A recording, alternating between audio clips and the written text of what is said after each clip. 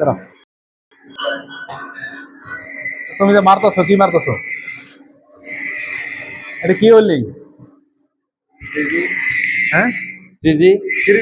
হ্যাঁ, এই যে ওয়েল্ডিং করতেছো, এই শিল্ডিং গ্যাস হিসাবে কি ব্যবহার করতেছো? Carbon dioxide, carbon CO2।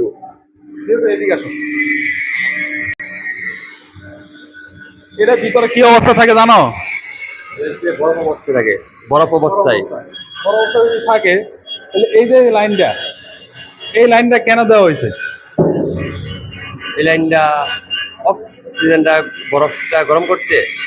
এই যে লাইনটা যদি যদি নাই দেওয়া থাকে, তাহলে অক্সিজেন চার্জ CO2 কি আসবে? এই যে বরফ আটকে গেছে, এই দেখো, এই যে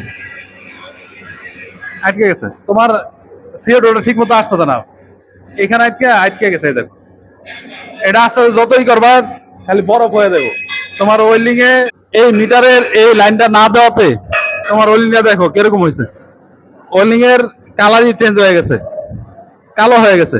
এই যে হালকা পোরোসিটি ভাব আছে, হ্যাঁ, পোরোসিটি ভাব আছে, কারণ এই লাইনটা দেওয়া নাই। লাইনটা না দেওয়াতে ঠিক মতো CO2টা তোমার হোল্ডার পর্যন্ত পৌঁছায় নাই। হ্যাঁ, এরপর থেকে এই ভুল করবা।